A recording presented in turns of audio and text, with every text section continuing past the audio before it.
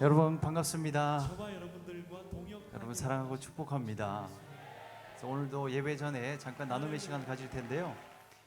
우리가 예배하면서 서로 나눔하는 거 너무 중요한 일인 것 같아요. 제가 초대교회에 관심이 많아서 성경 가운데 초대교회 예배는 어땠을까 생각을 해보면 우리 기존에 지금 우리가 흔히 드리는 예배처럼 예배 시간에 딱 맞춰서 와서 찬송 드리고 말씀 듣고 가는 게 그 초대교회 예배가 아니었어요. 초대교회는 교제가 풍성했어요. 사랑이 넘쳤어요. 그래서 나눔을 우리가 가지는 거예요. 그래서 여러분 마음의 예배 보면 적혀있는 대로 나눔 질문을 가지고 한 주간 하나님 어떻게 여러분의 삶에 역사하셨는지, 그리고 나는 지금 어떠한 마음으로 이 예배 가운데 나왔는지, 이 두 가지 내용을 가지고 간단하게 질문을 서로 하고 그리고 나누는 시간 가지도록 하겠습니다. 한 2분 정도씩 나누는 시간 가지고 서로를 위해서 기도해 주시고 그렇게 예배를 준비하면 좋겠습니다. 네, 감사합니다, 여러분. 이제 예배하는 시간이에요. 하나님은 영이시니 예배하는 자가 영과 진리로 예배할지니라. 영어로는 이렇게 우리에게 말해주고 있습니다. God is spirit, and His worshippers must worship in spirit and in truth. 그래서 우리 하나님 앞에 마음을 다해서 성령님과 그리고 하나님 말씀 의지해서 그렇게 나아가도록 하겠습니다. 이 시간 사도신경으로 신앙 고백하신 이후에 우리 찬양으로 우리 주님 앞에 영광 돌려드리겠습니다. 나는 전능하신 아버지 하나님 천지의 창조주를 믿습니다. 나는 그의 유일하신 아들 우리 주 예수 그리스도를 믿습니다. 그는 성령으로 잉태되어 동정녀 마리아에게서 나시고 본디오 빌라도에게 고난을 받아 십자가에 못 박혀 죽으시고 장사된 지 사흘 만에 죽은 자 가운데서 다시 살아나셨으며 하늘에 오르시어 전능하신 아버지 하나님 우편에 앉아 계시다가 거기로부터 살아있는 자와 죽은 자를 심판하러 오십니다. 나는 성령을 믿으며 거룩한 공교회와 성도의 교제와 죄를 용서받는 것과 몸의 부활과 영생을 믿습니다. 아멘. 할렐루야. 오늘도 우리 함께 예배하러 오신 모든 성도님들 환영하고 축복합니다. 이 시간 우리 슬픈 마음이 있는 사람, 예수의 이름을 믿으면 영광 받음을 입으로 고백하며 찬양하는 시간 가졌으면 좋겠는데요. 우리 다 같이 자리에서 일어나셔서 우리 박수 치며 기쁨으로 주님 앞에 찬양하며 나아가도록 합시다.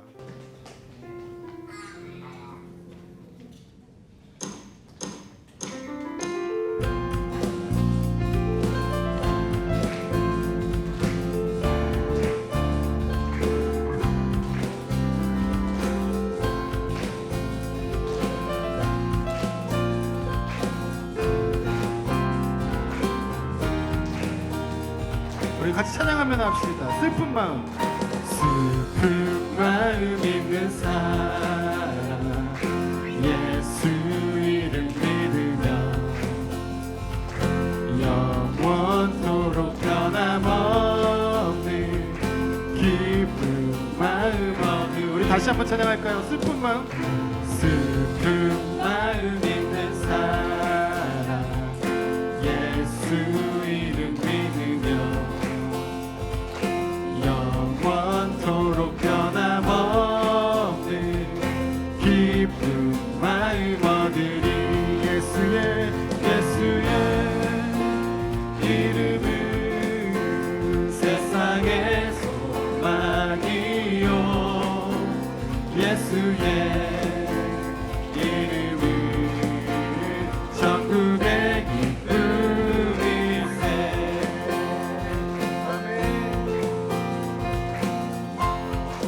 존귀하신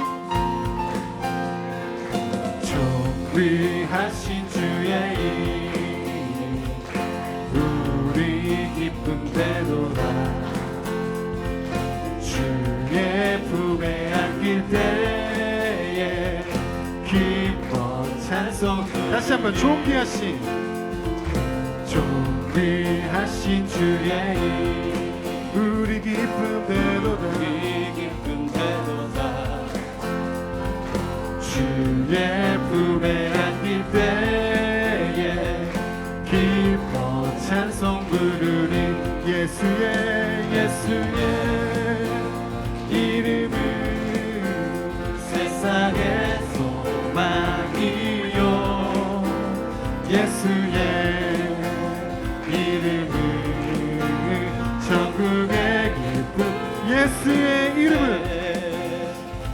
예수의 이름은 세상의 소망이요 예수의 이름은 천국의 기쁨일세. 예수의 이름은 세상의 소망이십니다. 예수의 이름은 천국의 기쁨입니다. 우리 다시 한번 주님께 고백하며 나아갈 때 우리 목소리 높여 간절히 찬양하며 나아갑시다. 우리 갈 길 다간 후에 우리 갈 길 다간 후에 보좌 앞에 나가 왕의 왕께 경배하며 멸류관을 다시 한번 우리 갈 길 우리 갈 길 다간 후 보좌 앞에 나가 왕의 왕께 경배하며 멸류관을 드리리. 예수의 이름은 세상의 소망이요 예수의 이름은 천국의 기쁨 예수의 이름은 세상의 소망이요 예수의 이름은 천국의 기쁨일세. 아멘.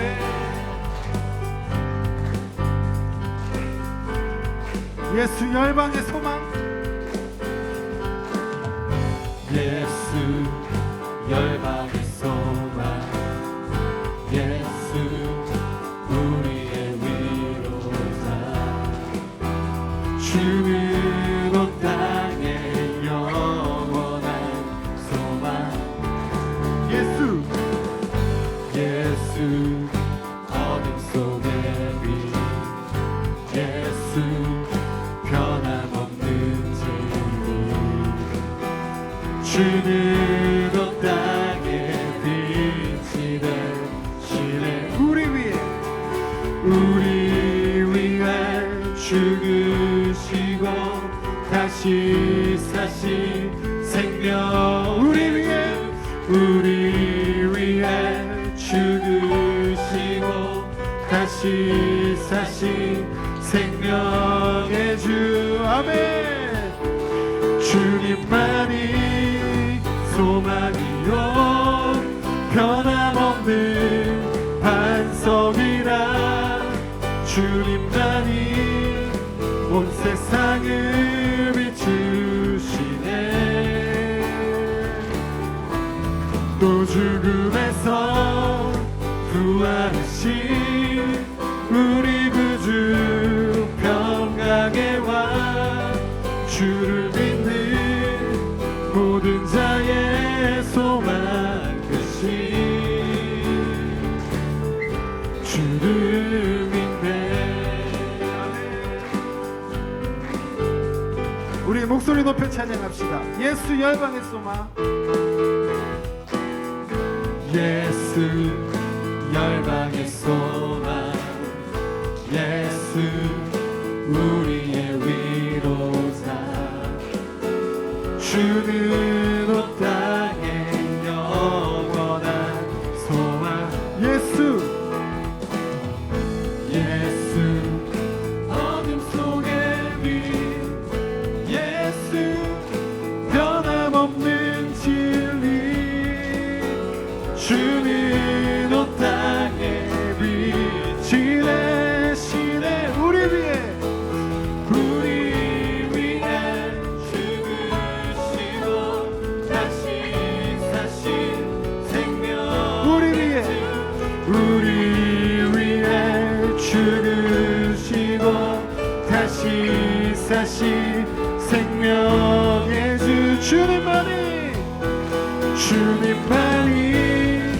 소망이요 변함없는 반석이라 주님만이 온 세상을 비추시네. 또 죽음에서 부활하신 우리 구주 평강의 왕, 주를 믿는 모든 자의 소망 되신 주님만이 소망이요, 주님만이 소망이요 변함없는 반석이라. 주님만이 온 세상을 비추시네. 또 죽음에서 부활하신 우리 구주 영광의 왕, 주를 믿는 모든 자의 소망 되신 주를 믿네. 우리 열방의 소망이시고 우리의 위로자 되신 주님께 영광의 박수 올려드립시다. 아멘. 주님만을 찬양하며 나아갑시다. 주님께 영광 올려보고 영광의 박수 올려드립니다. 아멘.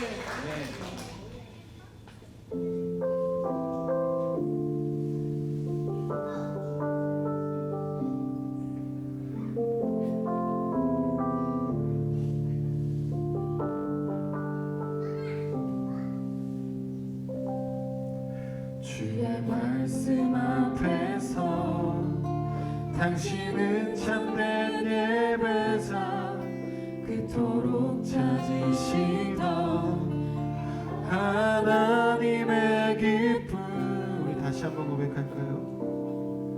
주의 말씀 앞에서 당신은 참된 예배자, 그토록 찾으시던 하나님의 기쁨. 이 세상을 향한 거룩한 생명빛 되어, 이 세상을 위한 구원의 소망 되어, 영원한 하나님의 나라 함께 세워가리. 이 찬양의 가사가 고백이 되었으면 좋겠습니다. 주의 부르심 따라 당신의 삶을 드릴 때, 세상은 당신 안에서 주의 영광 보리라. 이 세상을 이길, 이 세상을 이길 주님의 군사 되어, 이 세상을 섬길 주님의 손과 발 되어, 영원한 하나님의 나라 함께 세워가. 이 세상을 향한, 이 세상을 향한 거룩한 생명빛 되어, 이 세상을 위한 구원의 소망 되어, 영원한 하나님의 나라 함께 세워가리. 우리 이 시간 잠깐 묵상하면서 기도했으면 좋겠습니다. 정말 이 찬양의 가사처럼 주님의 말씀 앞에 선 여러분들이 하나님의 참된 예배자임을 고백합시다. 우리 하나님이 찾으시던 기쁨이시고 정말 이 땅 가운데 소망이 되는 우리 모든 성도님들, 그리고 하나님과의 나와의 관계가 될 수 있게 달라고 우리 조용히 묵상하면서 잠시 기도했으면 좋겠습니다. 주님, 주님께 함께 영원히 시간 말씀을 내가 우리 주님 가운데 오직 주님만을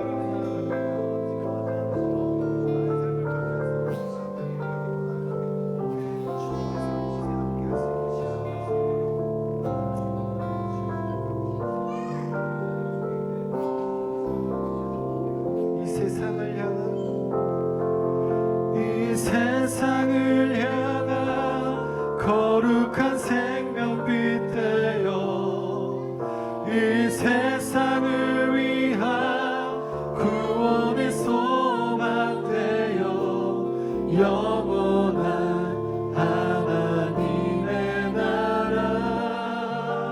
함께 세워가 이 세상을 이길 이 세상을 이길 주님의 군사 되어 이 세상을 섬길 주님의 손과 발 되어 영원한 하나님의 나라 함께 세워가리 영원한 하나님의 나라 함께 세워가리. 우리 영원한 하나님의 나라를 함께 세워갈 믿음의 동역자들을 축복하며 우리 기대합니다. 아멘.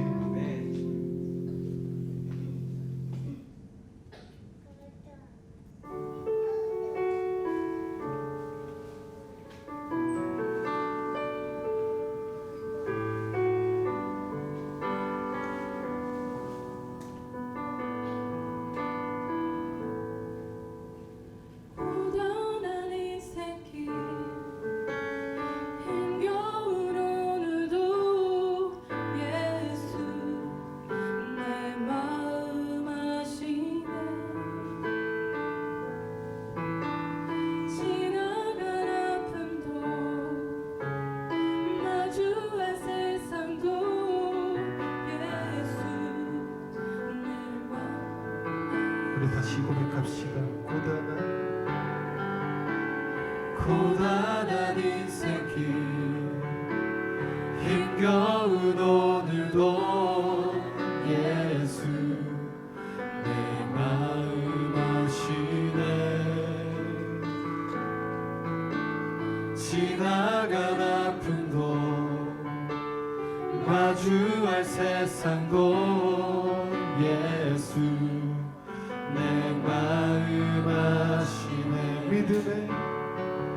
믿음의 눈 들어 주를 보리 이 또한 지나가리라. 주어진 내 삶의 시간 속에 주의 뜻 알게 하소서.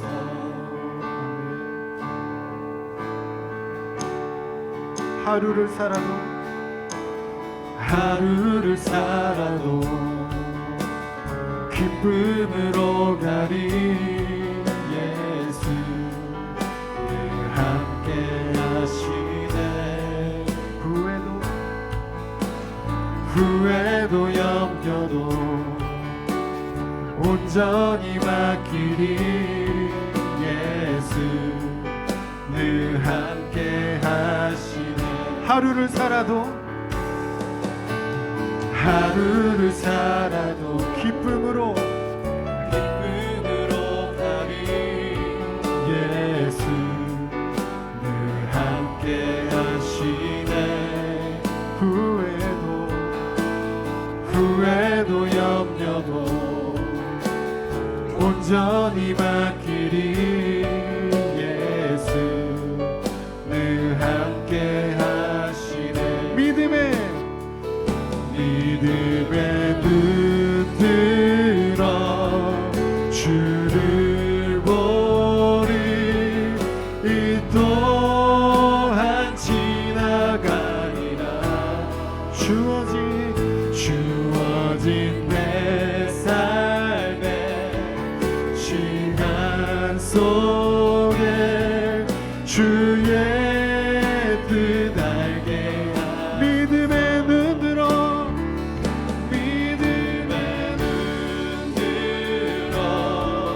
주를 보리 이 또한 지나가리라. 주어진 내 삶의 시간 속에 주의 뜻 알게. 우리 목소리 높여 찬양합시다. 믿음의 눈 들어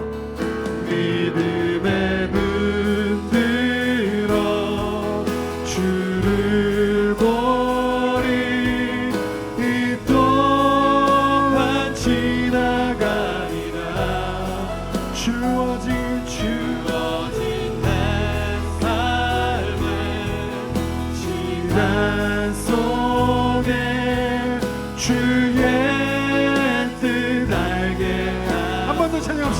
믿음의 눈 들어 믿음의 눈 들어 주를 보리 이 또한 지나가리라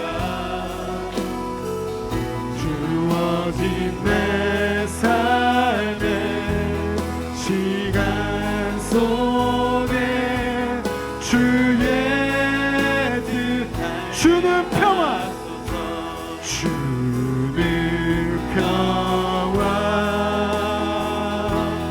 막힌 담을 모두 허셨네 주는 평화 주는 평화 우리의 평화 주는 평화 주는 평화 막힌 담을 모두 허셨네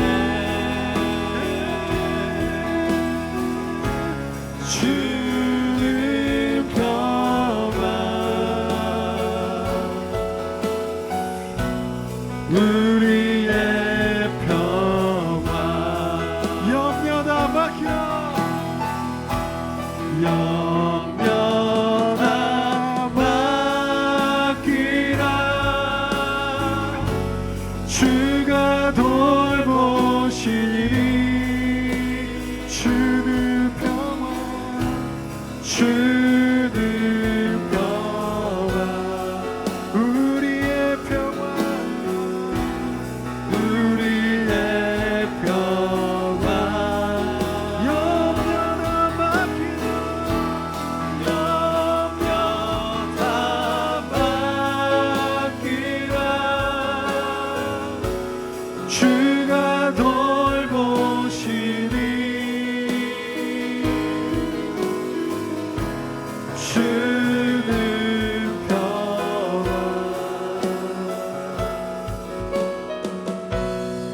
우리의 평화 우리 목소리로 고백합시다 주의 평화 주는 평화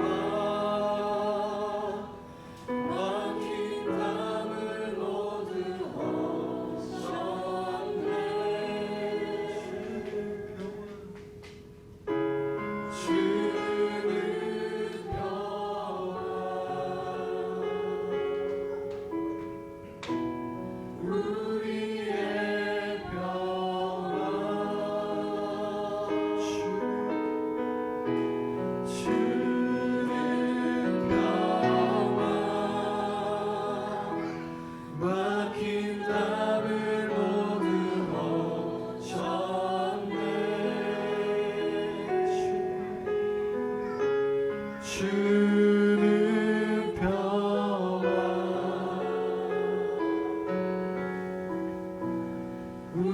우리의 평화 우리 시간 같이 기도하며 나아갑시다. 주님은 우리의 평화이십니다. 오직 한 분이신 주님은 우리의 평화이십니다.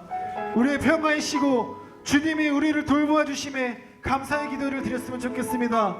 우리가 하나 되어 주님을 높여드리고 하나님의 나라를 함께 세워나가는 믿음의 동역자들이 되게 하소서. 이 예배를 통해 우리에게 주어진 사명을 깨닫게 하시고 주의 일에 내 삶에 계획하신 가운데 기쁨이 넘쳐나게 하여 주시옵소서. 우리에게 간절히 기도하며 나아갑시다. 주님, 주님이 우리의 평화이십니다. 아버지, 내가 주님을 기도하며 예배하며 나아가는 이 시간을 아버지 주의 하나님 보다 주시옵시고 아버지 하나님 우리가 함께 동행하는 이 자들 가운데 주님의 기념 가운데 우리가 함께 서 있는 이 시간이 됐습니다.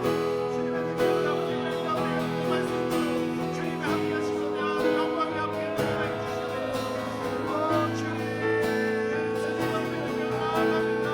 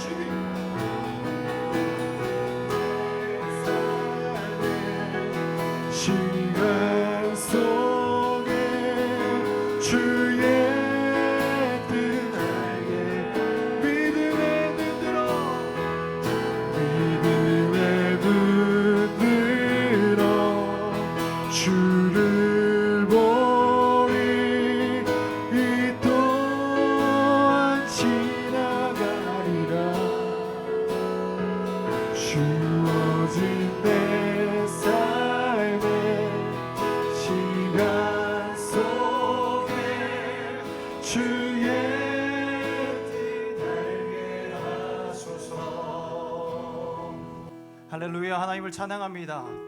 우리 하나님 홀로 영광 받아 주시옵소서. 하나님, 우리가 이 자리에 나올 수 있는 것은 우리가 생명에 있는 하나님의 자녀로 살아갈 수 있는 것은 우리 하나님께서 우리 그의 아들 독생자 예수 그리스도의 죽으심으로 말미암아 그 모든 하나님과 우리 사이에 있는 막힌 담들이 무너졌기 때문인 줄로 믿습니다. 담이 이미 사라졌습니다. 이제는 하나님과 우리 사이에 어떠한 막힘도 없습니다. 그런데 막힘이 있는 것처럼 살아가지 않게 하여 주옵소서. 우리 하나님의 성령께서 우리와 함께 계시는데 오늘도 우리에게 말씀하시는데 말씀하지 않는 것처럼 귀를 막지 않게 하여 주시옵소서. 오늘도 우리에게 말씀하시는 주님께 기울이게 하여 주소서. 그래서 우리 성도들 사이에도 모든 막힘단들이 허물어지게 하여 주시고 우리 하나님 안에서의 평강과 기쁨과 자유를 만끽하게 하여 주시옵소서. 오늘도 귀한 예물을 하나님 앞에 올려드립니다. 이 손길을 주께서 받아 주시옵소서. 소중한 이 예물을 하나님 앞에 드리는데 아버지, 이들의 삶 가운데 더욱더 놀랍게 역사하시는 하나님을 경험하게 하여 주시옵소서. 그래서 기쁨으로 더 드리게 하여 주시고 하나님 앞에 받은 은혜와 사랑이 얼마나 큰데 내가 드리는 건 아무것도 아닙니다. 내가 섬기는 건 아무것도 아닙니다. 나는 무익한 종입니다. 오직 감사와 찬송으로 살아갈 수 있는 저희들 되게 하여 주옵소서. 오늘도 성령으로 우리와 함께 하시는 주님께 모든 영광과 감사와 찬송 올려드리며 우리 구주 예수 그리스도의 이름으로 기도합니다. 아멘. 할렐루야. 우리 하나님이 영광 받으시기에 합당하신 분이십니다. 여러분 믿으십니까? 네, 우리 하나님은 왕이시기 때문에요. 우리 하나님을 여러분 날마다 더 알아갈 수 있기를 예수님의 이름으로 축복합니다. 예수님 알아가게 되면요 엄청난 일이 생겨요. 그래서 오늘 아이들에게도 하나님의 말씀이 들려지는 일들이 일어나게 될 줄로 믿습니다. 오늘 우리에게 주신 하나님의 말씀이에요. 에베소서 2장 11절부터 22절 말씀 우리가 보겠습니다. 에베소서 2장 11절부터 22절까지의 말씀을 우리가 함께 교독하겠습니다. 그러므로 생각하라. 너희는 그때 육체로는 이방인이요 손으로 육체에 행한 할례를 받은 무리라. 칭하는 자들로부터 할례를 받지 않는 무리라 칭함을 받는 자들이라. 그때 너희는 그리스도 밖에 있었고 이스라엘 나라 밖의 사람이라. 약속의 언약들에 대하여는 외인이요 세상에서 소망이 없고 하나님도 없는 자이다니. 이제는 전에 멀리 있던 너희가 그리스도 예수 안에서 그리스도의 피로 가까워졌느니라. 그는 우리의 화평이신지라. 둘로 하나를 만드사 원수된 것 곧 중간에 막힌 담을 자기 육체로 허시고 법조문으로 된 계명의 율법을 폐하셨으니 이는 이 둘로 자기 안에서 한 세 사람을 지어 화평하게 하시고 또 십자가로 이 둘을 한 몸으로 하나님과 화목하게 하려 하심이라. 원수된 것을 십자가로 소멸하시고 또 오셔서 먼 데 있는 너에게 평안을 전하시고 가까운 데 있는 자들에게 평안을 전하셨으니 이는 그로 말미암아 우리 둘이 한 성령 안에서 아버지께 나아감을 얻게 하려 하심이라. 그러므로 이제부터 너희는 외인도 아니요 나그네도 아니요 오직 성도들과 동일한 시민이요 하나님의 권속이라. 너희는 사도들과 선지자들의 터 위에 세우심을 입은 자라. 그리스도 예수께서 친히 모퉁이 돌이 되셨느니라. 그의 안에서 건물마다 서로 연결하여 주 안에서 성전이 되어가고 너희도 성령 안에서 하나님이 거하실 초소가 되기 위하여 그리스도 예수 안에서 함께 지어져 가느니라. 아멘. 가족만큼 소중한 것은 없습니다. 여러분에게 가족은 무엇입니까? 우리 아이들도 한번 생각해 봤으면 좋겠어요. 여러분에게 가족은 뭐예요? What does family mean to you? 뭐예요? What is family? What does family mean to you? 밥 먹는 거예요? 엄마 용돈 받는 곳? 패밀리는 뭐 하는 곳이에요? 잠자는 곳이에요? 엄마 아빠가 항상 있는 곳이 다 그런 곳이 가족이에요. 세상에서 제일 좋은 말이 저는 가족인 것 같아요. 학교에서 힘들다가도 집에 가면 편안하잖아요. 쉴 수 있잖아요. 그러니까 엄마 아빠는 항상 내 편인 것 같고 그래서 감사가 있는 거예요. 편안해서 좋은 곳이 가족이에요. 그러니까 엄마 아빠가 항상 내 편인 걸로 여러분 느끼시길 바라요. 근데 가끔씩 그게 느껴지지 않을 때가 있어요. 근데 그건 사실이 아니야. 엄마 아빠는 항상 동생 편이야 이렇게 생각하는 첫째들, 그건 사실이 아니에요. 다 똑같이 사랑하는 거예요. 오늘 바울 목사님이 우리에게 교회에 대해서 알려주고 있어요. 교회는 뭐라고 얘기를 해주고 있냐면 family라고 알려줘요. Church is family라고 알려줘요. 구체적으로 오늘은 뭐라고 얘기를 하냐면 household라고 그렇게 얘기를 해요. 하나님의 권속이라 그렇게 얘기를 합니다.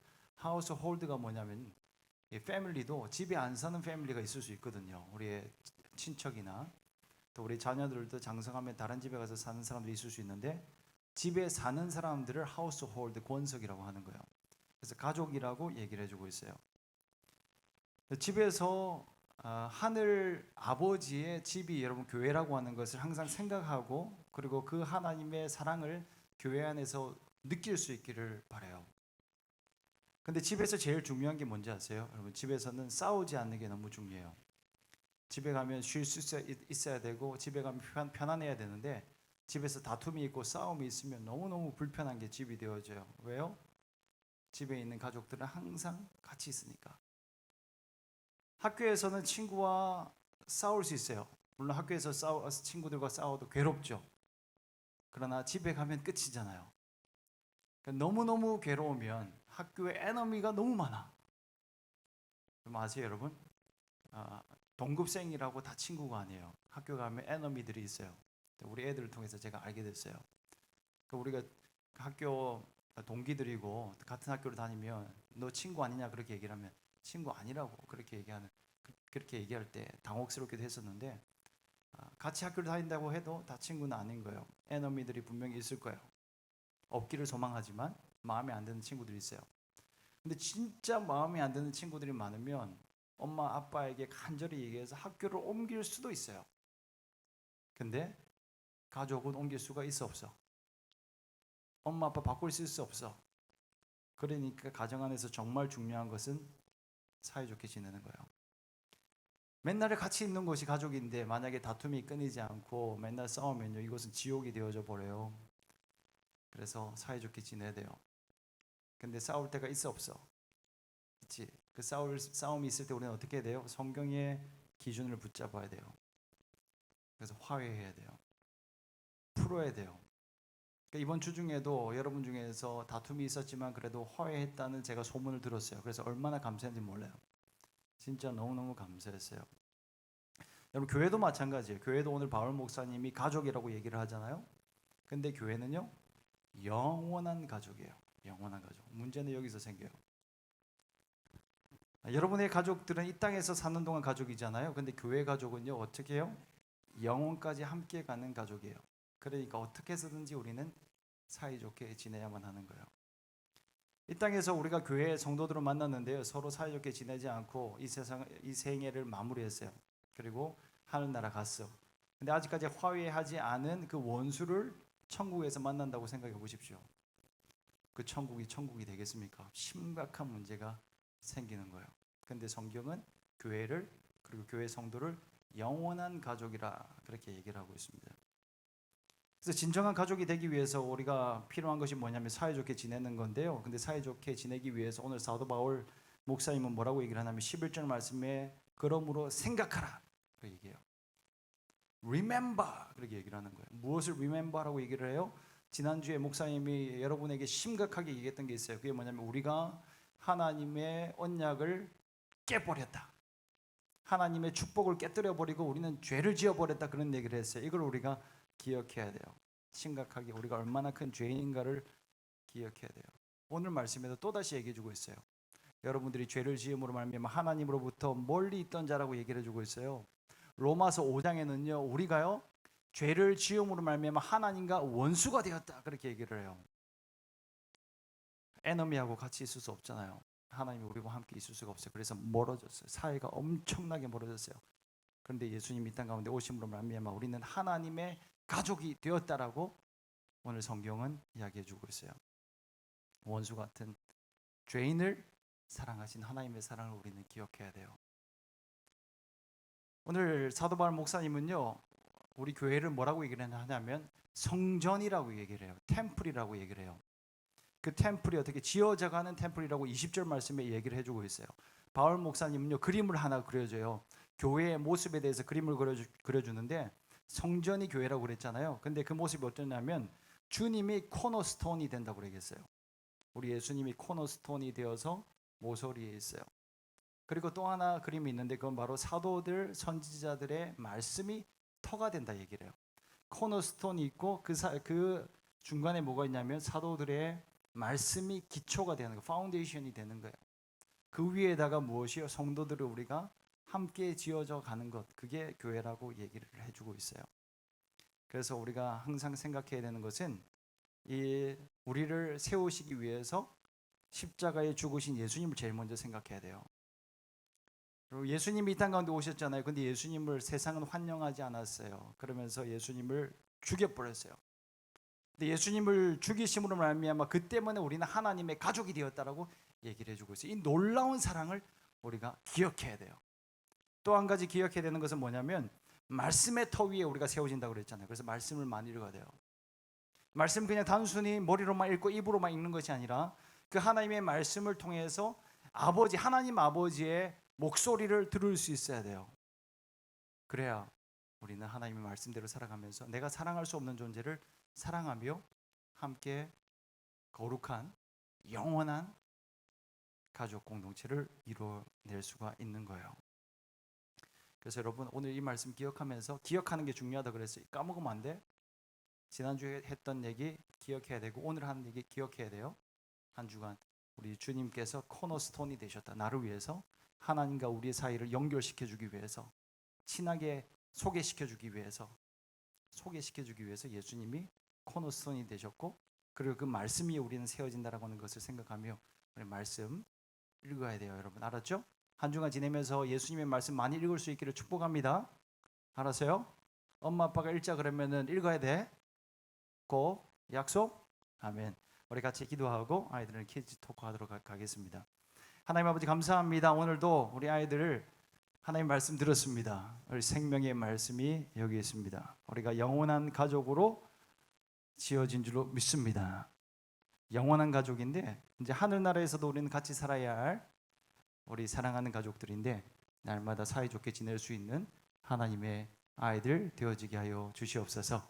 우리 서로 사랑하는 것이 너무 힘든 일입니다. 사이좋게 지내는 것, 용서하는 것 굉장히 어려운 일이라서 우리 바울 목사님이 말씀해 주신 그 예수님에 대한 사랑 그리고 하나님의 말씀 날마다 가까이 하며 기억하며 살아갈 수 있도록 해 주십시오. 성령님께 이번 한 주간의 아이들의 삶을 맡겨드립니다.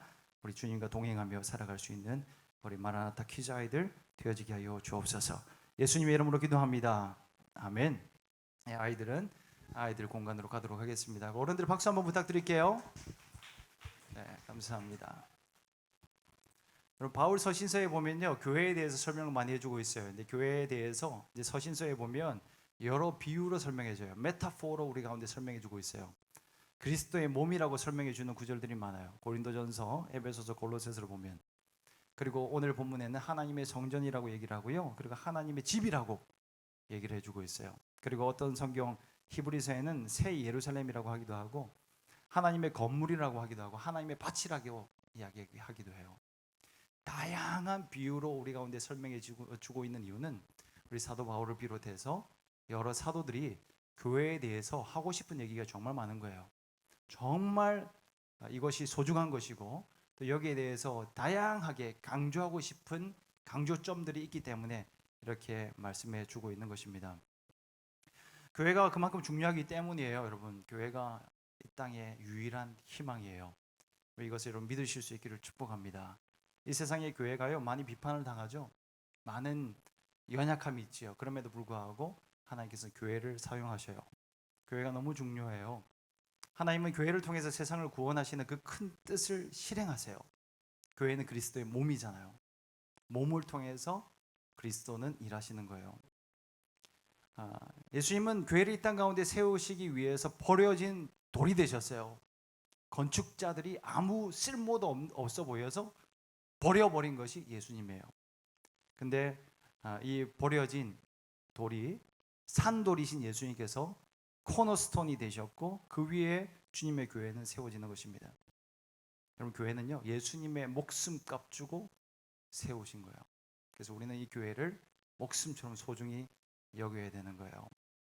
에베소서를 비롯한 바울이 여러 서신서는요, 교회를 건강하게 세우기 위해서 기록되어졌어요. 바울의 이런 간절한 마음을 우리가 이해한다면 서신서를 읽어 나가면서 조금 더 실질적으로 그 본뜻을 깨달을 수 있고 또 우리의 삶과 또 교회에 적용해 나갈 수가 있는 거예요. 그 중에 에베소서는 최고봉에 있어요. 여러분 여러 서신서 중에서 에베소서는 최고봉에 있는 거예요. 가장 자세하게 교회에 대해서 말해주고 있고 가장 강한 논조로 교회론에 대해서 우리에게 알려주고 있는 거예요. 그래서 교회가 흔들릴 때 에베소서로 돌아가면 돼요.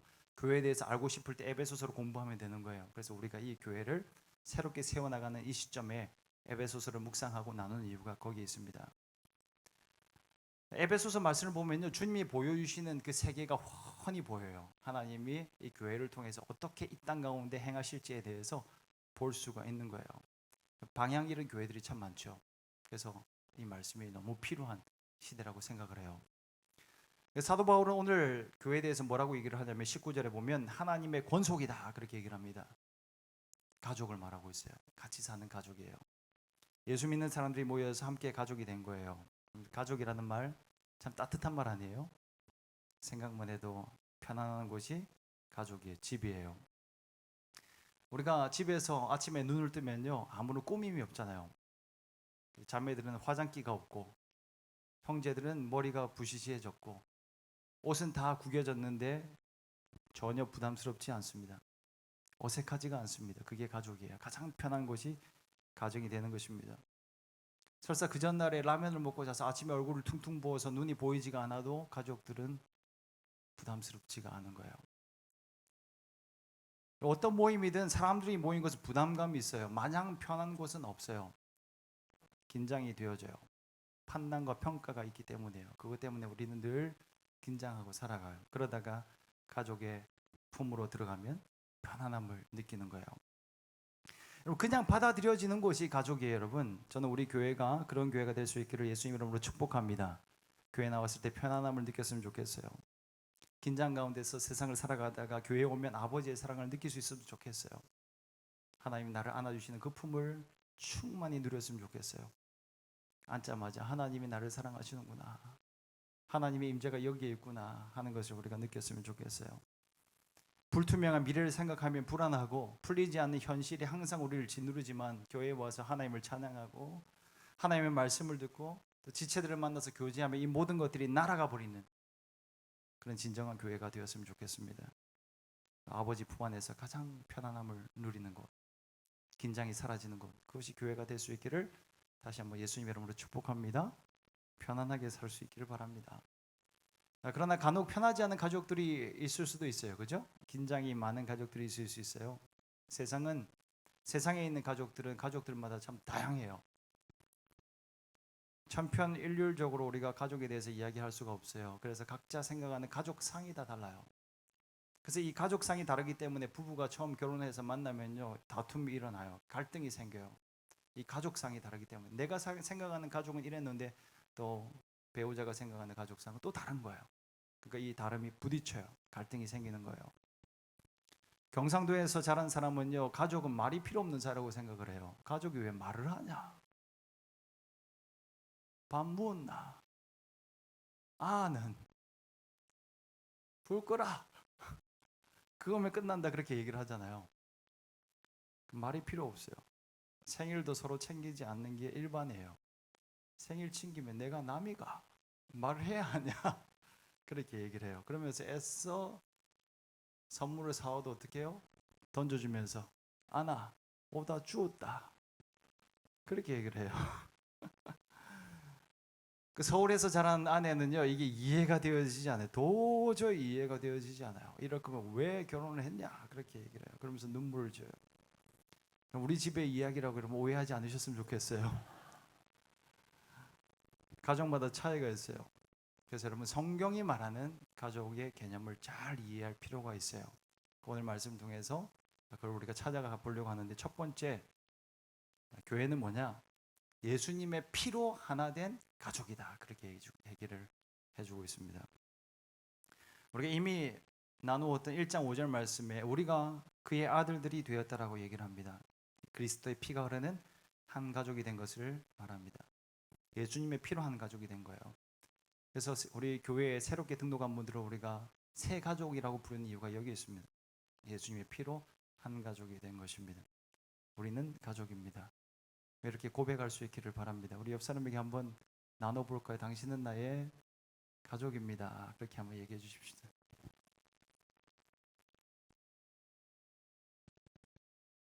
오늘 13절 말씀에도 이렇게 얘기를 해요. 13절 말씀 우리 같이 한번 읽어볼까요? 시작. 이제는 전에 멀리 있던 너희가 그리스도 예수 안에서 그리스도의 피로 가까워졌느니라.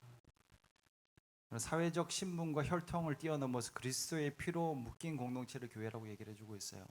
여러분, 이스라엘 사회는요, 유대인과 이방인이 하나가 될 수 없어요. 그들은 관계를 맺을 수가 없어요.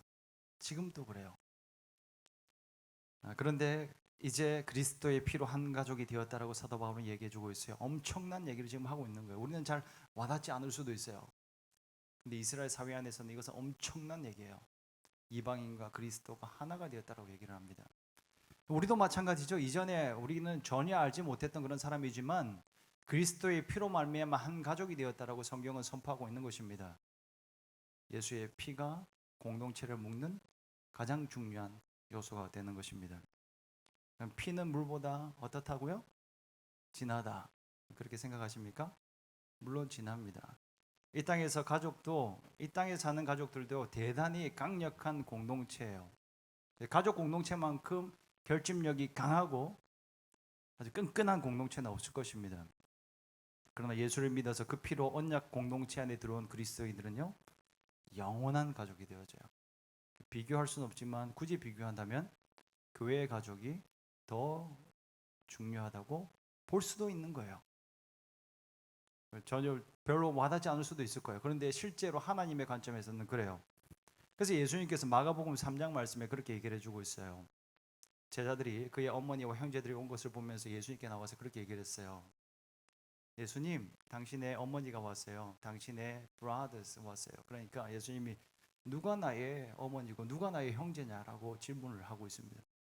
그러면서 진짜 나의 형제, 나의 어머니는 바로 아버지의 말씀을 듣고 그대로 행하는 자다. 그렇게 말하면서 영원한 하나님의 가족에 대한 개념으로 우리 가운데 설명해 주고 있어요. 그러니까 육신의 가족이 중요하지 않다 그런 얘기를 하는 게 아니에요. 우리 예수님께서는 영원한 가족의 개념을 우리 가운데 보여주고 있는 거예요. 이 세상에서의 가족들은요, 혈육이기 때문에 가깝고 정이 있지만 실제로는 거리감이 있어요. 가족 구성원들 안에도 가치관이 다르고 또 삶의 목표가 다르고 방향이 다르면요, 다툼이 많이 있을 수 있어요. 현실 가족들이 그래요. 가족이 되었다가 깨어지는 가정이 얼마나 많은지 몰라요. 깨어진 가정이 굉장히 많아요. 문화 차이, 경험 차이, 가치관 차이로 한 몸이 되었던 부부가 원수가 되어져요. 그 속에서 아이들은 치명적인 씻을 수 없는 상처들을 받아요. 많은 가정에서 이런 일들이 일어나고 있습니다. 너무나 많이 깨어지다 보니까 이제는 결혼을 하지 않는 쪽으로 방향을 틀어버린 시대가 지금 이 시대예요. 결혼을 하지 않는 것이 맞다. 그렇게 많은 사람들이 주장을 해요. 결혼 약속을 믿을 수 없으니까 아예 하지 않는 쪽을 선택한 거죠. 굉장히 안타까운 일이에요. 가족은 정말 중요한 것입니다. 하나님이 이 땅에 두신 가장 중요한 공동체가 이 두 가지예요. 가족과 교회예요. 하나님 나라의 모형이에요. 가족이에요. 가족 안에서 사랑을 누리는 것, 교회 안에서 하나님의 은혜를 누리는 것 너무너무 중요합니다. 교회는 예수의 피로 맺어진 영원한 가족이 되어져요. 생각보다 여러분 교회는 굉장히 중요해요. 교회가 중요하냐 가정이 중요하냐 이 두 개가 부딪히면 안 되겠지만 그러나 믿음이 차이가 나면 그럴 수가 있거든요. 그때 여러분 우리가 잘 생각해야 돼요. 물론 비교할 수 없어요. 둘 다 우리는 소중히 여기고 섬기고 아끼고 지켜나가야 돼요. 근데 이 현실 가정과 교회를 보면요, 교회가 너무너무 중요하다는 것을 느끼게 돼요. 가정에 위기가 오다가도 교회가 건강하면요, 건강한 교회 출석을 하고 또 믿음의 성숙한 성도들과 교제를 계속해서 하다 보면 하나님의 말씀이 그 가정 안에 들어오게 되어지고 들려지게 되어져서 가정이 회복되어지는 경우가 너무너무 많아요. 그런데 교회가 은혜가 없고 교회가 문제가 있으면요, 건강하던 가정들 멀쩡하던 부부들도 갈등이 생기고 다툼이 생겨서 깨어지는 그런 경우들이 너무 많은 거예요. 그래서 여러분 우리는 목숨 걸고 교회를 지켜내야 하는 것입니다. 여러분 이 가정과 교회는 긴밀하게 연결되어져 있어요. 건강한 교회, 건강한 가정 우리가 함께 세워나갈 수 있기를 예수님의 이름으로 축복합니다. 건강한 가정 이루십시오. 그리고 교회도 건강하게 세워나가야만 합니다. 그래서 오늘 본문에는 모퉁이 돌을 얘기해주고 있어요. 예전에 그 유대 땅에 건물을 지을 때는 모퉁이 돌이 중요했어요. 기초돌을 낳았어요. 그리고 이 모퉁이 돌을 어디에 놓느냐에 따라서 건물의 방향이 정해져요. 건물의 규모가 결정되어지는 거예요. 너무너무 중요한 거죠. 그 기초만 보면 이 머릿돌만 보면 건물이 어떤 모양으로 어떤 규모로 지어질 것인지 볼 수가 있는 거예요. 오늘 말씀에 그 사도들과 선지자들의 터 위에 세워졌다 이런 말씀을 20절 말씀에 하고 있거든요. 이게 뭐냐면 신약과 구약의 말씀을 얘기를 해요. 그래서 우리끼리 모여서 교회가 되어지는 게 아니에요. 우리의 모임 가운데 그리스도가 빠지면 교회가 아니에요. 그리스도 중심으로 모여야 하는 것입니다. 사람들이요 교회를 사람들이 세울 수 있다고 생각하는 경우들이 있어요. 그건 굉장히 위험한 일이에요. 세운 듯한데 금세 무너져 버려요. 그러나 그리스도께 우리가 붙잡혀 있으면 그리스도 중심으로 우리가 연결되어지고 함께 모여 있으면 이것은 흔들 수 없는 그런 든든한 공동체가 우리는 될 줄로 믿습니다. 반석이신 그리스도 위에 세워져야 되는 거예요. 교회를 세우는 건 그리스도예요. 코너에서 그리스도가 우리를 붙잡아 줘야 돼요. 그리스도 중심으로 연결되어져야 돼요. 한 사람 한 사람이요 철저하게 예수님과 연결되어지고 또 예수님과 연결되어진 사람들이 모여서 그 그리스도를 함께 나누고 그리스도 안에서의 그 연합을 느끼게 될 때 그게 정말 든든한 생명력 있는 공동체가 되어지는 것입니다. 그래서 우리가 해야 될 것은 그리스도께 연결되어지는 것. 우리 그리스도의 이름으로 우리가 모이면요 성령께서 우리와 함께 하신다고 약속하셨습니다. 그 약속대로 우리 하나님께서 우리와 함께 하십니다. 믿으실 수 있기를 축복합니다. 우리의 모임 가운데 성령님은 함께 하십니다. 그분께 붙잡혀 있어야 되는 거예요. 두 번째 우리가 배울 수 있는 것은 뭐냐면요 함께 지어져 가는 것이 교회예요. 함께 지어져 가는 것이 교회예요. 21절 22절 말씀 보면 서로 연결하여 건물마다 서로 연결하여 주 안에서 성전이 되어가고 너희도 성령 안에서 하나님이 거하실 처소가 되기 위하여 그리스도 예수 안에서 함께 지어져 가느니라 이렇게 말합니다. 함께 지어져 간다라고 하는 개념이 중요해요. 함께 지어져 간다는 거예요. 홀로 있으면 성숙할 수 없어요. 함께 있어야 성장해 나갈 수가 있어요. 함께 있어야 돼요, 여러분. 우리가 함께 하도록 부르심을 받았어요. 행복은 바로 여기서 오는 거예요. 홀로 있으면 편할 것 같고 홀로 있으면 신앙생활을 잘할 수 있을 것 같지만 그렇지 않습니다. 떠내려가 버립니다. 공동체 안에서 치유와 회복을 경험할 수 있어요. 바울이 강조하고 있는 것은요 함께 지어져 간다라고 하는 그런 개념이에요. 이 개념은 현재 진행형이에요. 완성형이 아니고 현재 진행형. 공사 중인 거예요. 아직까지 미완성인 거예요. 교회는 미완성이에요. 사도 바울이 초대교회를 바라보면서 이렇게 편지를 쓰고 있어요. 교회가 불완전하다라고 하는 것입니다. 교회가 불완전하다라고 하는 것은 나의 모습을 보면 너무나 명백하게 알 수 있어요. 내가 불완전하기 때문에 교회는 불완전한 거예요. 그리고 완전한 교회를 우리가 찾는데요. 근데 그런 교회가 있으면 저한테 알려주세요. 그러면 제가 여러분에게 그 교회를 가지 말라고 그렇게 말씀하고 싶습니다. 왜요? 완벽한 교회 있다 그러면 만약에 우리가 가는 순간 그 교회는 완벽하지 않는 교회가 될 것이기 때문이에요. 우리 모든 인간은 죄인이기 때문에 그래요. 이 세상에는 그런 데가 없어요. 다 부족해요. 다 연약함이 있어요. 교회는 죄인들의 모임이에요. 싸움과 갈등이 있는 것이 당연한 거예요. 그러나 그럼 우리에게 희망은 뭐냐면요. 이 다툼과 싸움이 점점 줄어져 가고 그리고 갈등이 있을 때 하나님 나라의 방법으로 해결해 나가면서 내가 자라나가는 것, 내가 성장해 나가는 것, 교회도 함께 자라나가는 것, 이게 바로 하나님의 뜻이라는 것입니다. 교회의 성장은 개인의 성장과 함께 일어납니다. 왜요? 우리는 몸의 부분이기 때문에요. 몸의 지체들이잖아요. 떨어져서 성장이 있을 수 없어요. 몸의 지체를 한번 떨어뜨려 보셨어요? 굉장히 비극이 일어나겠죠. 살아있는 것 같아도 살아있는 게 아니에요. 죽은 거에 되는 거예요. 속도가 너무 느려서 절망할 때도 있지만 여러분 교회를 세우시는 분이 누구라고요? 예수님이라고 우리가 오늘 말씀 가운데 말하고 있어요. 예수님이 교회를 세우셨습니다. 그 예수님께서 교회를 완성시키십니다. 이 믿음을 가지고 우리가 끝까지 나아가는 거예요. 부족해 보여도 끝까지 나아가는 거예요. 연약해 보여도 우리가 함부로 얘기할 수가 없는 거예요. 이 교회는 희망이 없다. 이 교회는 끝났다. 누구도 이야기할 수가 없는 거예요. 하나님이 우리를 붙잡고 있는데, 하나님이 세우시는데 누가 그런 얘기를 할 수 있겠어요? 오늘 말씀에도 중요한 단어가요, 주 안에서라고 하는 말이에요. 우리 주님이 세우시는 거예요. 우리의 소망은 바로 여기에 있어요. 주님 안에 있는 공동체, 우리 주님이 세워 나가신다라고 하는 것입니다. 교회는요, 세상에서 우리에게 주신 하나님의 기막힌 선물이에요. 교회 없이 살아간다는 것은 불행한 일이에요. 교회 없이 신앙생활하는 신자가 늘어나고 있어요. 이건 너무 슬픈 일이고 비극적인 일이에요. 교회는 다니는데도 교회를 내 교회로 나의 몸으로 느끼지 못하는 사람들도 너무 많아요. 그 안에서 생명력을 공급받고 그 안에서 하나님 나라를 누리며 우리 하나님의 임재를 항상 충만하게 경험하고 살아가는 것이 교회인데 그러지 못하는 사람들이 많이 있습니다. 여러분, 교회는요, 우리 하나님이 세우십니다. 연결되어져 있으면 우리는 자라나 나갑니다. 그리스도께 붙어 있고 함께 연결되어져서 지어져 가는 것입니다. 개인은 약하지만 교회는 강해요. 이것을 붙잡아야 돼요. 마태복음 16장 18절 말씀에 내가 이 반석 위에 내 교회를 세우리니 음부의 권세가 이기지 못하리라 라고 얘기를 합니다. 교회는요, 음부의 권세가 이기지 못하는 권세가 있어요. 교회는 강력한 힘이 있어요. 주님이 세우시기 때문이에요. 사도행전에서 12사도로 출발했지만 기독교 역사 2000년 동안에 하나님께서 교회를 성장시키시고 교회를 사용하고 있는 모습을 보십시오. 지금도 온 세상 가운데서 강력하게 확장되어지고 역사되어지고 있는 것이 바로 교회예요.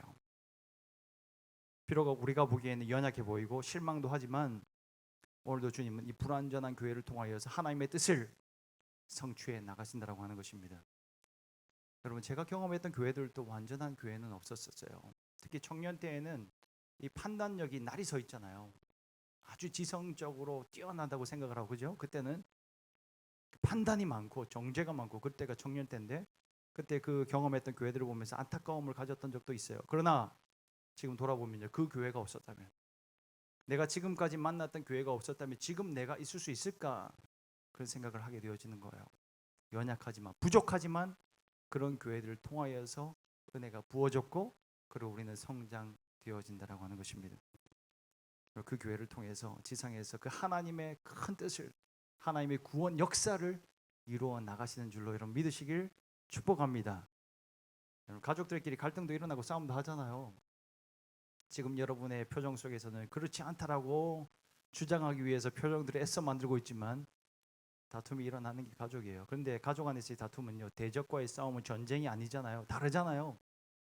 싸우지만 그냥 넘어가기도 하고, 다투지만 그리고 그 다음날 또다시 아무 일도 없었던 것처럼 살아가고, 그게 가정 아니겠어요? 싸움이 없는 곳을 좀 찾지 마십시오. 이 땅에 주님이 다시 오실 때까지 우리는 미운정 고운정 들어가면서 살아가는 거예요. 그게 교회예요. 무조건 안 싸우는 것만 능사가 아니에요, 여러분. 물론 안 싸우면 제일 좋겠지만 그러나 그런 것은 없다고 말씀드렸어요. 여러분, 제대로 싸우는 게 필요해요. 여러분의 가족 안에서도 여러분 잘 싸울 수 있기를 축복합니다. 잘 싸우는 게 축복이에요, 여러분. 다툼이 없는 곳은 없어요. 근데 잘 싸우는 게 뭘까요? 하나님 말씀의 기준을 붙잡고 싸우는 거예요. 그 기준이 뭐겠어요? 나중에 에베소서 후반부에 가면 좀 더 자세하게 다루겠지만 첫 번째 기준은요, 해가 질 때까지 분을 품지 않는 것. 기억하십시오. 해가 질 때까지 분을 품지 않는 것. 그게 우리가 붙잡아야 할 첫 번째 원래요. 잘 싸우기 위한. 이 원칙을 한번 지켜보십시오, 여러분. 밤에 잠을 잘 잘 수가 있어요. 이 원칙대로 살아가기만 하면. 우리가 밤잠을 설치는 이유가 뭐예요? 관계의 싸움 때문이잖아요. 다른 사람에게 서운한 마음을 느끼고 그렇게 갈등이 있을 때 우리 얼마나 마음이 심란해요. 괴롭잖아요. 그러니까 가족 안에서도 다툼이 있으면 우리는 정말 힘들어요.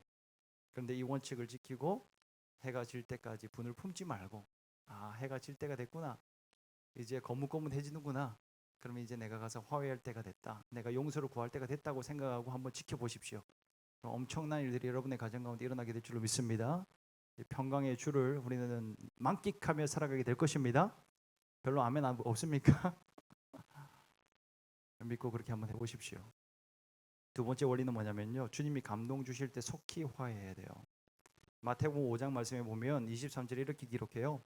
그러므로 예물을 제단에 드려다가 거기서 내 형제에게 원망 들을 만한 일이 생각나거든 너희는 가서 용서를 구하라, 그렇게 얘기를 해요. 잘못한 일이 있으면 용서를 구해야 돼요. 서운한 일이 있으면 오해가 풀릴 수 있도록, 오해가 더 생기지 않도록 성령님께 도움을 구하고 용기를 구해서 대화를 나눠야 돼요. 대화는 모든 문제를 풀 수 있는 키예요. 문제를 풀 수 있어요. 그런데 어떻게 해요?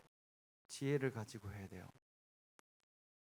대화하는 방식도 사람들마다 다르거든요. 어떤 사람들은 곧바로 말을 해야만 되는 직성이 풀리는 사람도 있어요.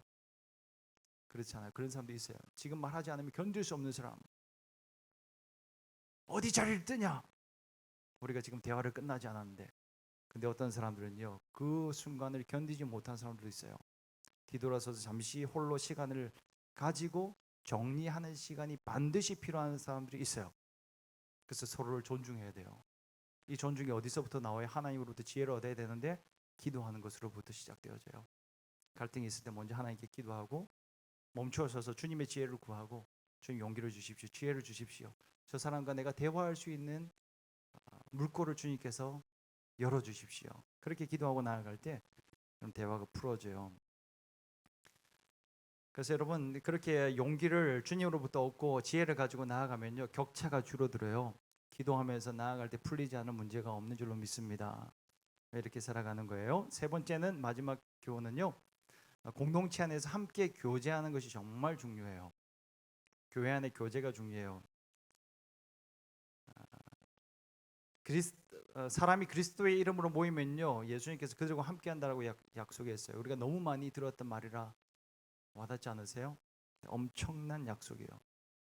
우리를 홀로 내버려 두지 아니하시고 하나님이 우리와 함께 하신다고 약속하셨는데, 어디에요?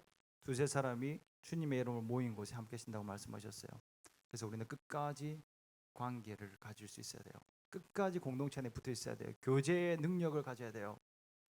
식구는 같이 밥을 먹는 사람이에요. 그래서 식구잖아요. 밥을 먹는 사람들, 그래서 식구라고 얘기를 해요. 식탁에서 함께 교제하는 관계예요. 근데 현대 가족 관계의 위기에 여러 가지 요인들이 있지만 그중 하나가 밥을 같이 먹지 않는 것이에요. 현대인들이 너무 바쁘니까. 물론 여기 호주는 조금 낫죠, 한국과 비교해서. 근데 한국 사회는 너무 바빠요. 각자 할 일은 너무 많고, 그래서 가족들이 모여서 식사를 꼬박꼬박 먹는 가정이 별로 많지가 않아요. 그러니까 그 사이가 좁혀지지가 않죠.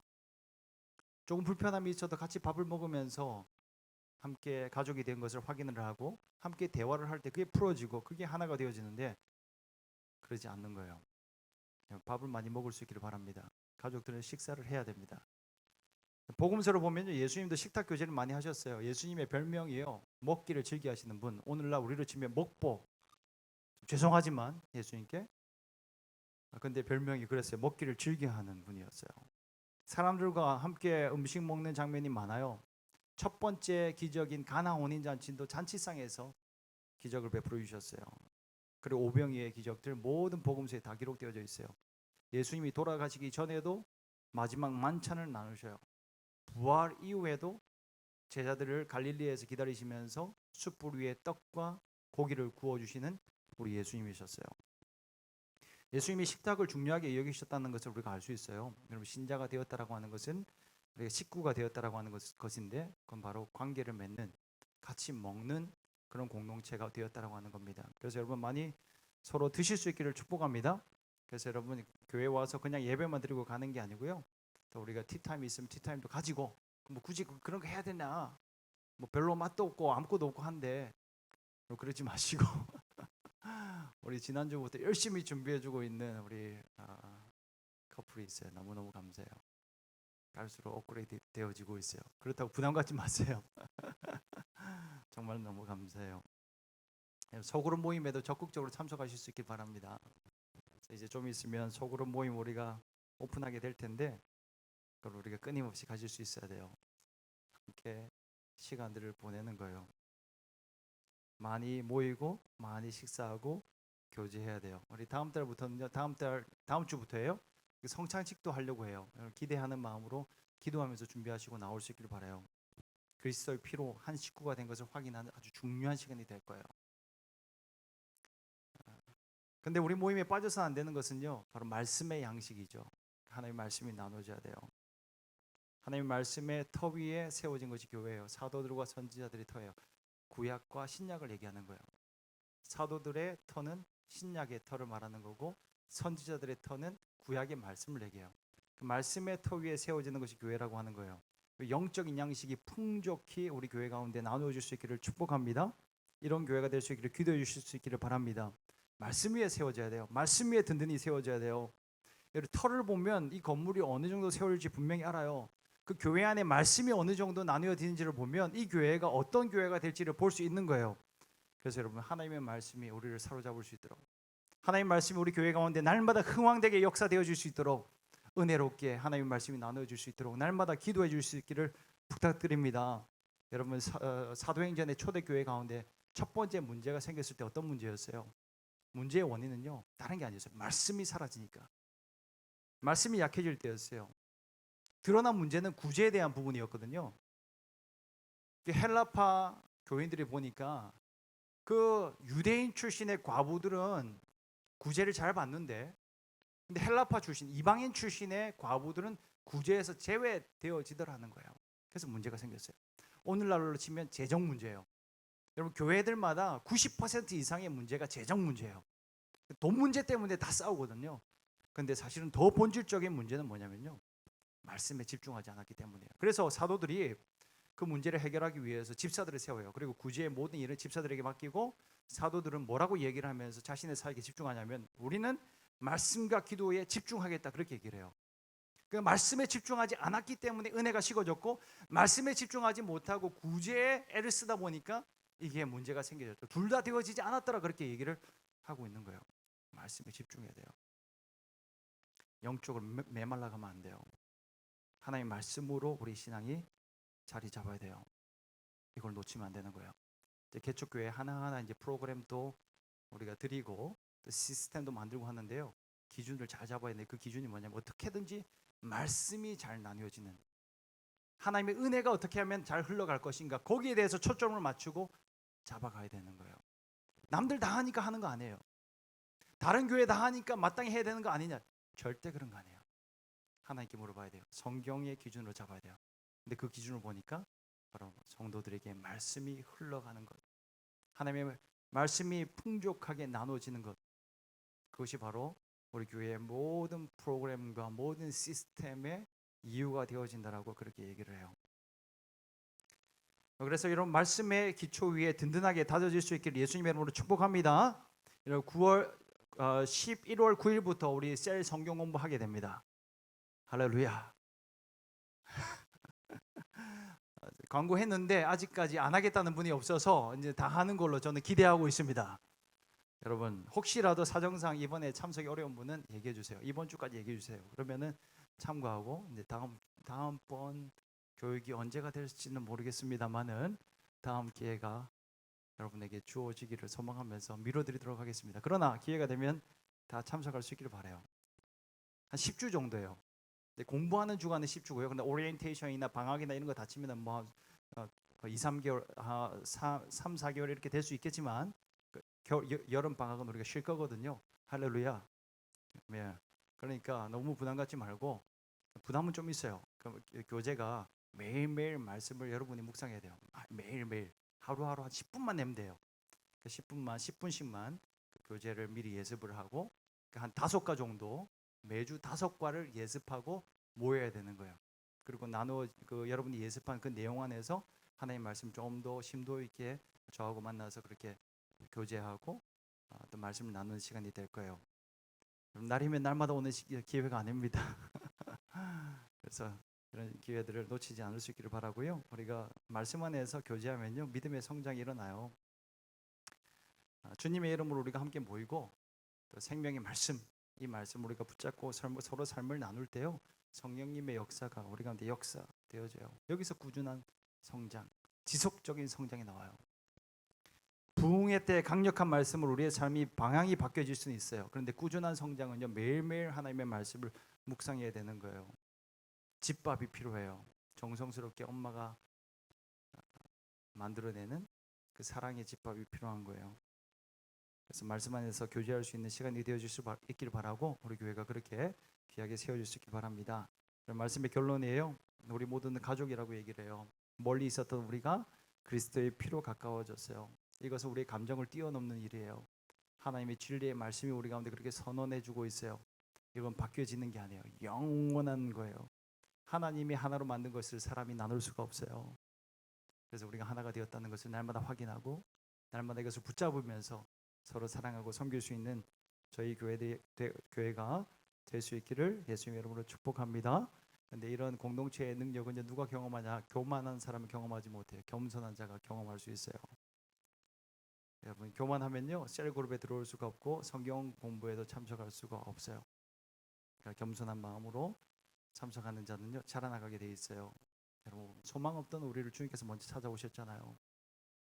우리는 멀리 떨어져 있던 자들이었잖아요. 우리 하나님과 우리가 원수 사이였어요. 그런데 우리 예수님이 우리를 하나로, 하나님과 우리를 하나로 묶어주셨어요.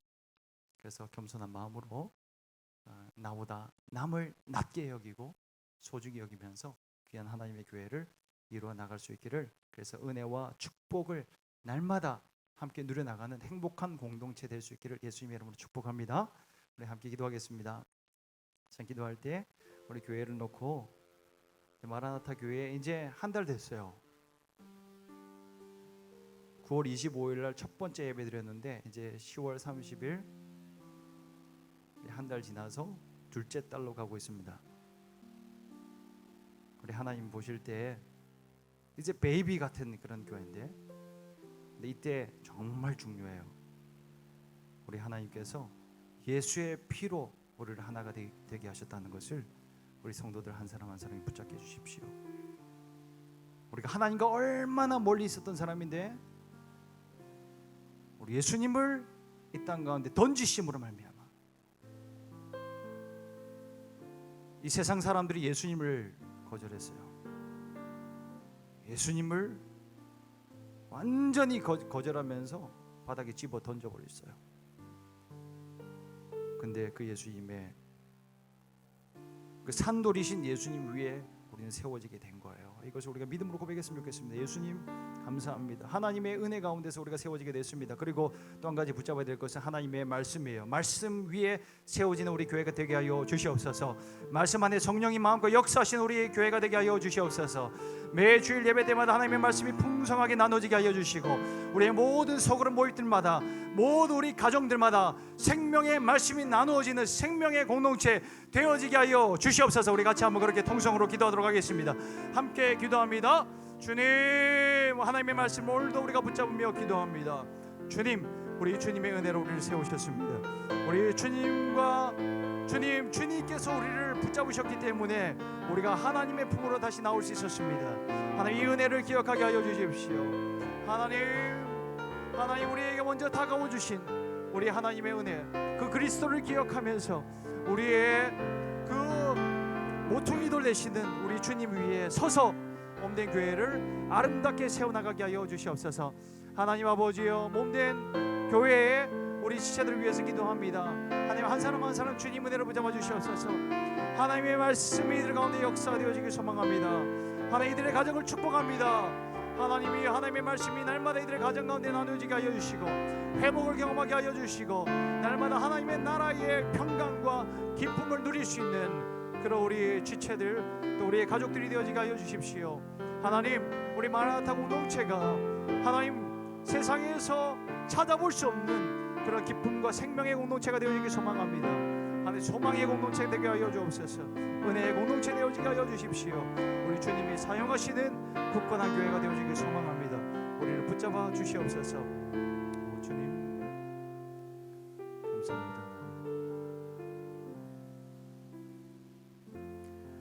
하나님 감사합니다. 우리가 그리스도의 피로 한 몸이 된 줄로 믿습니다. 이 은혜를 기억하게 하여 주십시오. 우리 머리 되시는 예수 그리스도의 음성에 귀 기울이며 우리 예수님께서 말씀하시면 그 말씀이 무엇이든지 간에 순종해 나갈 수 있는 저희들 되게 하여 주셔서 때로는 나와 좀 맞지 않아 보이고 때로는 좀 불편해 보이는 그런 사람일지라도 우리 주의 말씀을 의지하여서 또 섬기고 사랑하고 또 그 모든 갈등 있을 때마다 우리 주님께서 풀어주시는 것을 경험하면서 나의 믿음도 성장해 나가고 우리 교회도 그리스도의 장성한 분량까지 우리 예수님의 모습을 그대로 담아내는 그런 교회가 되게 하여 주옵소서. 하나님, 우리 마라나타 교회를 그렇게 하나님께 세우신 줄로 믿습니다. 우리 하나님의 거룩한 뜻이 일어나게 하여 주시고 구원의 뜻이 이 땅 가운데서 마음껏 선포되어지고 또 많은 영혼을 주께 돌아오게 하는 그런 교회가 되게 하여 주옵소서. 예수님의 이름으로 기도합니다. 아멘. 주님은 빛이십니다. 저희도 어두운 세상에 빛이 되게 해주소서. 사회와 교회에 한 줄기 빛을 비추는 공동체 되게 하소서. 주여, 나의 마음과 몸을 주님께 드립니다. 나에게 주어진 것이 내 것이 아님을 깨닫게 하시고 헌신하여 이 땅에 하나님 나라를 이루게 하소서. 주님은 우리의 목자이십니다. 양이 목자를 떠나 살 수 없듯이 우리도 주님을 떠나 살 수 없습니다. 주님께 순종하는 삶이 가장 안전하고 완전한 삶입니다. 이제는 세상에 나아가 예수 그리스도의 주 되심을 선포하는 삶이 되게 하소서. 아멘. 우리 구주 예수 그리스도의 은혜와 하나님 아버지의 변치 않으시는 무한하신 사랑과 우리 성령님의 교통하시고 능력으로 충만하게 하시는 역사가 오늘도 영원한 가족으로 부름받은 교회로서 우리 하나님 말씀을 붙잡고 그리스도의 피로 하나 된 우리가 서로 섬기고 사랑하기를 결단하는 모든 성도들의 삶 위에, 가정 위에, 모든 교회 위에 이제로부터 영원토록 함께 있을지어다. 아멘.